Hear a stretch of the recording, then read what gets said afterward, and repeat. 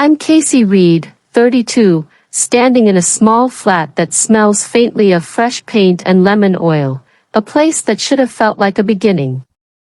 Fairy lights gather themselves into soft constellations along the balcony rail, bowls of crisps and laughter orbit the kitchen island, voices rise and fall like warm waves.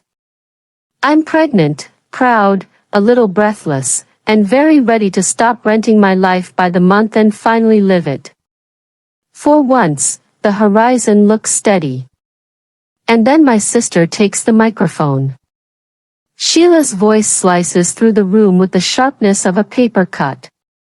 I've already spoken to a lawyer, she says, simple words, but heavy, like coins dropped into a well. From this moment on, I am the owner of this house. She turns, points, performs. She is no longer welcome here. Silence. It comes quickly, as if the room has been practicing for it. Glasses stall halfway to mouths. A guest's laugh collapses, gracelessly, into nothing. My husband's eyes slide to the floor. He lifts his wine in a studied, neutral arc, and avoids meeting my gaze. Under the table, Monica, best friend, quiet compass, finds my hand and squeezes. That's what the world feels like when it tilts, a single warm hand keeping you from tipping with it. I count in my head, a little ritual I invented in childhood and never told anyone, 3, 2, 1, and the hush deepens. I reach for my bag with steady fingers and pull out what nobody is expecting, not a weapon, not a tantrum, just the calm, patient shape of evidence. Because this isn't the end. It's the beginning of a fight, for a child who hasn't yet taken her first breath, for a door I paid for and a bed where I have finally slept without the nagging fear of the landlord's letterbox clatter. But to understand a moment like this, you have to walk back through the quieter corridors that lead to it. 6 months earlier, we signed the papers, 3 bedrooms, plenty of light, and windows that collect the morning like spoons. I could already see the nursery, gentle yellow walls, a white cot tucked by the glass so the sun could find us. I could hear Derek, my husband, laughing as he held up silly lamp shades from catalogs, making extravagant cases for each one. We stayed up late and built a future out of swatches and jokes, and for a while, it felt exactly like love. Then something shifted. It doesn't happen with a bang, it happens in lowercase. Late returns, the soft tyranny of a buzzing phone, the screen turned down like a shy face. Work, he said, which is a perfectly ordinary lie, the sort the world forgives because the world is practiced at forgiving it. And then, Sheila. 2 years older. Always sure she knows what's best because she's rehearsed that line so long she believes it. Did you pay the mortgage? Came one text. Are you sure you can afford the place? Came another. Little needles. Little pricks. I told myself it was concern. I told myself to be gracious. But concern doesn't use a measuring tape in your living room while you're still carrying groceries in from the car. These curtains won't do, she said, eyes scanning the room like a valuer. You need something classier. How did you get in? She waved it away. Derek gave me a key. Said you wouldn't mind. I minded. I minded so much the air fizzed behind my eyes. But pregnancy makes your anger hold itself differently, like it knows someone else is listening. So I swallowed it and asked Derek later. He shrugged, wore the shrug like armor, changed the subject, flipped his phone screen face down like a guilty coin. Relax, he said. The thing about a feeling is that it becomes a map if you let it. Monica watched me navigate. Over coffee, I poured it all out, the key, the texts, the way Sheila stood in my kitchen as if the floorboards admired her. Monica stirred her latte and narrowed her eyes in that way that means she's taking me seriously. That isn't normal, she said. She's behaving like she has a stake in your home. Start paying attention. So I did. I saw Sheila's fingertips on my paperwork, heard the bright little chime of her opinions. You should refinance. I know a guy. How did she know about the loan? How did she know anything she shouldn't have known? When I asked Derek, his voice was bored with me. She's helping, Casey. Honestly. Helping, such a beautiful word, so often misused. And then I caught a glimpse of an email. A subject line like the edge of a cliff, apartment docs. His laptop left open, steam from the shower winding from the corridor. My hands, traitors, moved without my permission. I read. He had sent her the mortgage contract, the one with my name on it because his credit went through a rough patch and never quite recovered. I took a photo of the screen. When evidence presents itself, you take it. You don't argue with the rain, you get a bucket. Monica again. Greasy fries, weak coffee, and the kind of friendship that speaks plainly. Save everything, she said. Every text, every visit, every comment that doesn't sit right. And check your documents. Don't assume. Trust is lovely, and sometimes it's also a trap. So I started recording my life. Screenshots of Sheila suggesting paint colors for when this place is mine. Dates and times, visits and exits, the breathless little details that would sound petty if they didn't rhyme so neatly with each other. A thread revealing itself stitch by stitch. The housewarming arrives. Fairy lights. Paper plates. Neighbors and cousins and polite jokes. Derek is there and not there, physically present, emotionally buffering. Sheila arrives late, carrying weather in with her.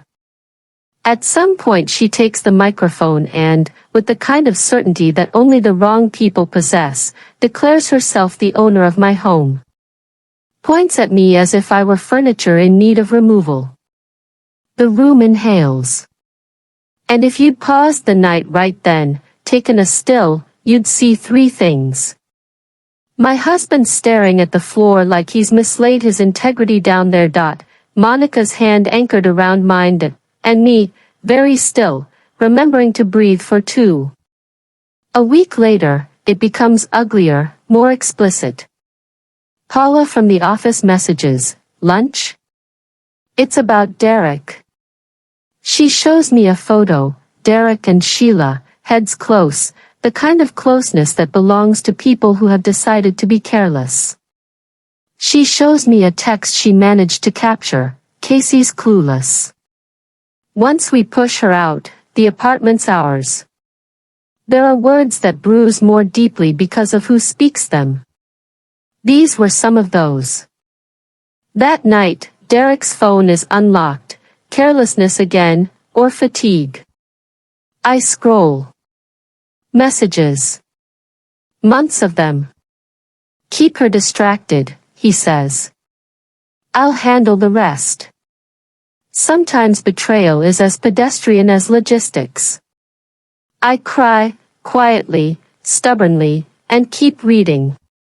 You can break and gather proof at the same time. It turns out those things aren't mutually exclusive.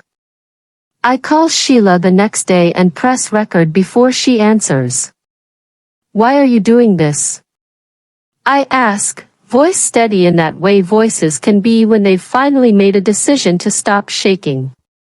You're in over your head, she says, an old, patronizing line dressed up as concern. That apartment is too much. I'm resolving things. By claiming my home? A pause. And then the mask slips the smallest amount, just enough to catch the light. You should have stayed out of the way. Derek and I will take care of it. That's an admission, not complete, not clean, but enough for a decent solicitor to hold at the right angle in court. Monica and I spread everything across her kitchen table that evening: texts, screenshots, the mortgage in my name, Paula's photo, the recorded call. We label folders like we're organizing a life raft. You've got enough, she says. Find a lawyer who isn't afraid of the word family. Laura Martinez sits in a small office that smells of paper and peppermint tea. She is precise, unafraid, and very kind, which is the best possible combination. We'll file against Sheila for fraud and attempted forgery, she says, tapping her pen thoughtfully, and against Derek for violating your privacy. We'll move quickly. And you'll move out. Today. Leaving the flat is a heavy choreography, the sort of movement that looks simple until you're inside it. Monica makes up her spare room. I press a hand to my belly and tell my daughter that sometimes leaving is the bravest type of staying loyal to yourself. Sheila posts a ridiculous monologue on social media, complete with invented details about me abandoning my husband and mismanaging my finances. Strangers pick sides as if my life were a sport. Monica touches my shoulder. Don't feed it, she says. We'll answer where it counts. Paula brings another piece, an email from Sheila to a local agency claiming co-ownership and requesting a title transfer. The signature pretending to be mine is almost flattering in its effort. Almost. We add it to the file. I meet Derek in a park and ask questions into my pocket, where my phone is quietly collecting his answers. He doesn't deny it. He blames momentum, poor choices, and, conveniently, Sheila. Cowardice is often a duet. Court is not dramatic in the way films suggest. It is measured. It is patient. It is a place where time belongs to the truth, or at least to the best attempt at it. Laura presents our mosaic: the recorded call, the messages, the photo, the forged request, the contract with my name, the pattern that reveals intent. The judge listens. Sheila's explanation unravels quickly, a jumper pulled by a thread. Derek looks at the floor again, a habit, it seems. The ruling arrives with the sound of a small wooden hammer and a breath I didn't realize I'd been holding. The flat is mine, solely, clearly.